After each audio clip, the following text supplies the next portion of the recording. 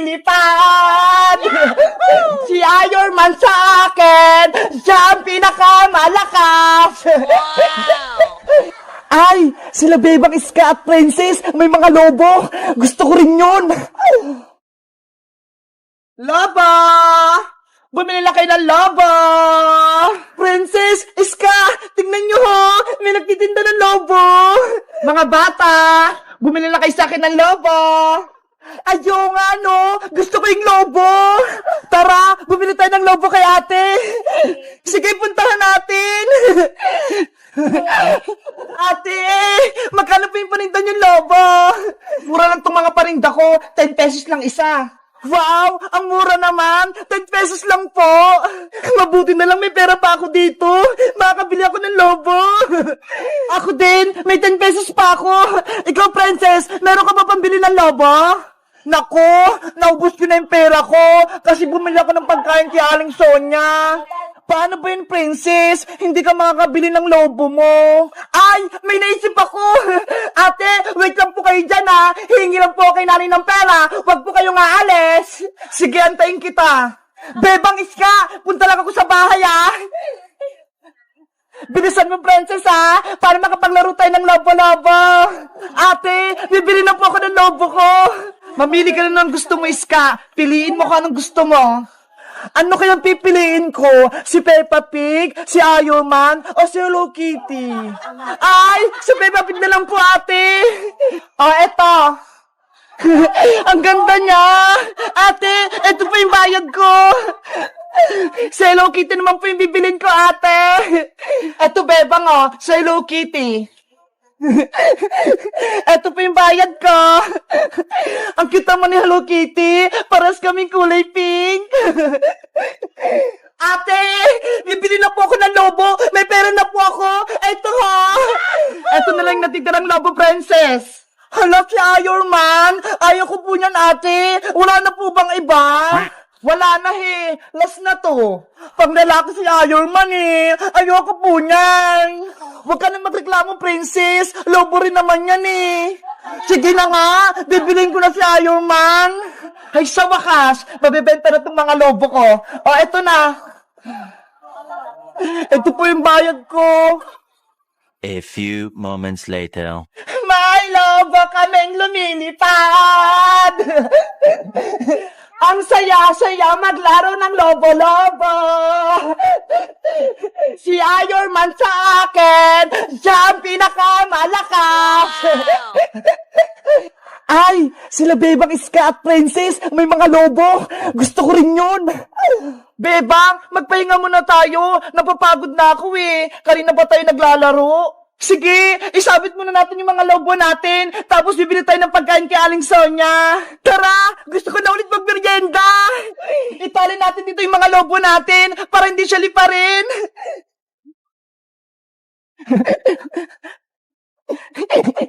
Mga lobo, dito muna kayo ha. Huwag kayong lilipat, babalik kami.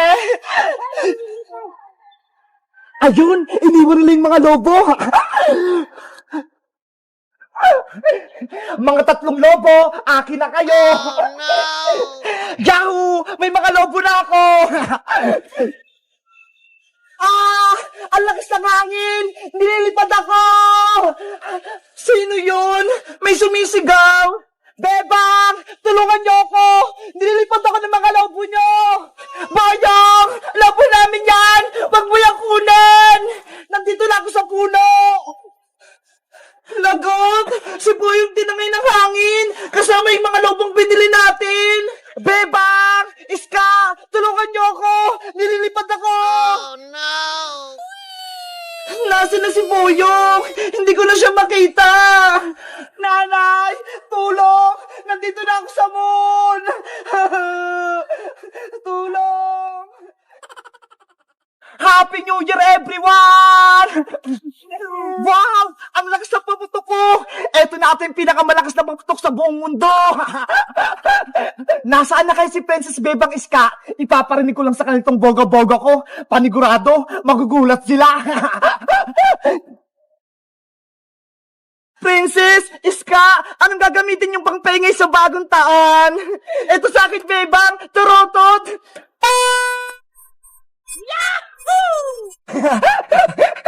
Ano ba yan, Iska?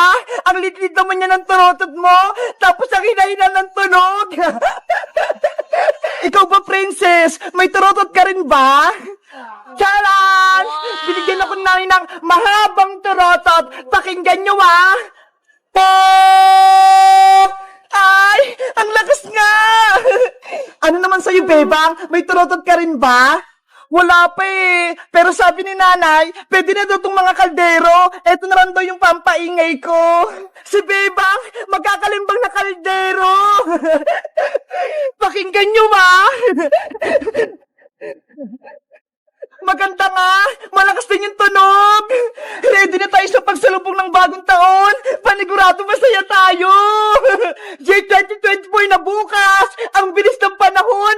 Birthday ko na ulit sa January. Ang saya-saya ko ngayong 2023 dahil marami tayong adventure. At sana sa 2024, mas masaya ulit.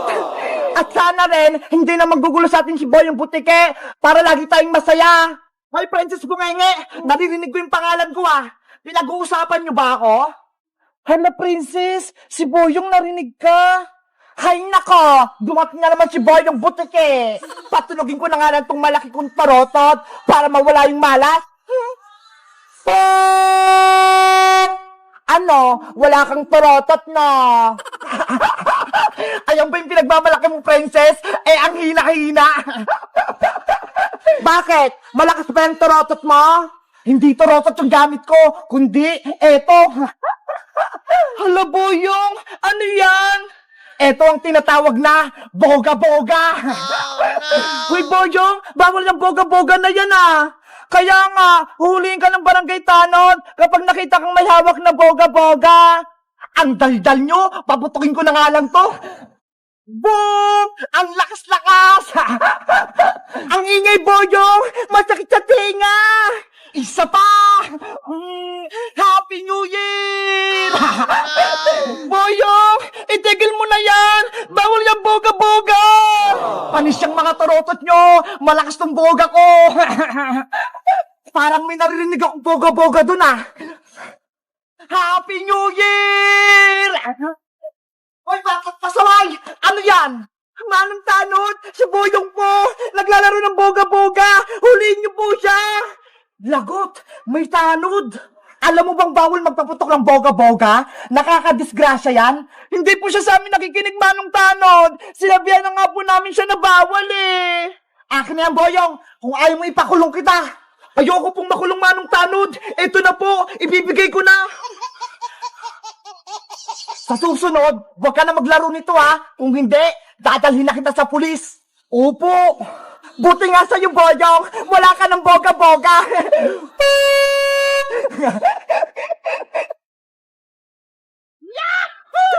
Ano ba yan? Wala na akong boga-boga. Wala na akong paputok sa New Year. Magtarotot ka na lang kasi, Boyong. Huwag ka nang gumamit ng paputok. Hello guys! Bagong taon na bukas! Huwag na huwag kayong gagamit ng mga paputok ha! Para iwas disgrasya! Kaso si Boyong, naglaro pa rin ng boga-boga eh! Bawal yun! Dapat, tarotot na lang! O kaya, mga kaldero, katulad nito! Kayo guys, nakabili na ba kayo ng mga tarotot nyo? Mag-comment lang kayo! Bye-bye! Happy New Year! Bebang! Buksan mo to pinto na CR! Oh no! Bebang! Kanina ka pa dyan! Lumabas ka na! Nay! Mamaya na po! Tumatay pa ako! Lagot talaga sa akin to si Bebang? May kalokohan na naman! Aling sitang! Tama na po yan! Ate Bebang! Natatakot na po ako! Baka pagalitan ka ni Aling sitang! Huwag kang mag-alala, Emily! Ipagtatanggol kita kay nanay! Bebang! Ano ba? May tinatago ka ba sa akin? Wala po, Nay! Ate Bebang! Umamin na tayo! Para hindi ka paluin ng nanay mo! Pero Emily, para nalasin ko dito ni nanay kapag nakita ka na dito. Diba? Sabi nga, ayaw ko niyang tumira dito. Mas malulungkot po ako kapag pinagalitan ka ni Aring Sitang. Saan ka na pupunta? ka ni nanay. Di ba? Sabi mo, wala ka ng bahay. Nabaha na. Huwag kang mag-alala, Ate Bebang. May kaibigan pa naman po ako eh. Sila rin, at saka si Dan Ezekiel. Doon na lang po ako sa kanila titira. Naawa ko sa'yo, Emily. Sana, ikaw na lang ang kapatid ko. Para ikaw na lang ang kasama ko dito sa bahay. Gustuin ko man, Ate Bebang. Pero, ayaw naman sa akin ni Aling Sitang. Bebang, buksan mo itong pinto sa akin eh. Ipakita mo sa akin kung sino yung tinatago mo. Aling Sitang, tama na po yan. Nasisira na po yung pintuan nyo. Bitawan mo ako, Princess. Siguro, kasabot ka din. Anong tinatago niyo na, Bebang? Umamin ka? Wala po, Aling Sitang.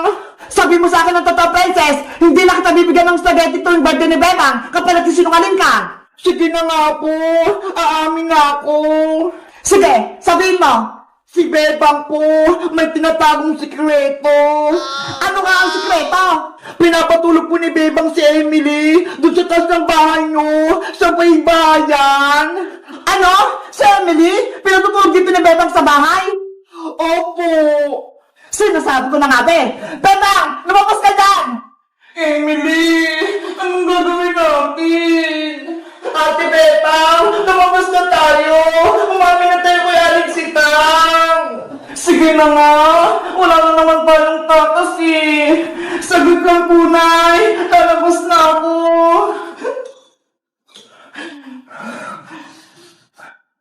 Nay! Aling Sitang!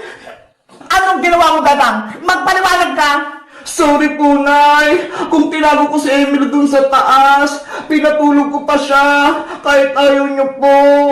Aling Sitang, sana, mag niyo pong pagalitan si Ate Bebang. Wala naman po siya kasalanan eh. Pasensya po, kung kay Ate Bebang po ako humingi ng tulong, para meron po akong matuluyan. Yun pala, hindi niyo po ako tanggap.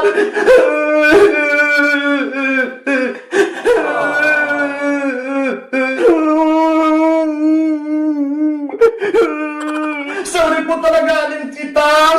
Alis na po ako. Kung palalayasin niyo po na si Emily, sasama po ako sa kanya para meron pumuprotekta kay Emily. Ako din po, Aling Sitang. Sasama ako sa kanila bilang kaibigan ni Emily pati ni Bebang. Susuporta ako sa kanila. Tumahimik! Bebang anak, huwag na kayong umalis. Tatanggapin ko na si Emily. Dito na siya sa ating bahay. Talaga po, Nay? Oo, dito na siya matutulog at titira. Salamat po, Aling Sitang. Huwag ka nang umiyak, Emily. Dahil mahal ka ni Bebang, mahal na din kita. Ako, Aling Sitang, hindi niyo po ba akong mahal? Siyempre naman, Francis, mahal ko kayong lahat. Yay! Bibigyan ako ni Aling Sitang ng spaghetti sa birthday ni Bebang. Ate Bebang, magkakasama na tayo. Wala nang iwanan. Kaya nga eh, ako din, masayang-masaya ako. Kayo guys, masaya ba kayo? Natitira si Emily? Mag-comment lang kayo. Bye-bye!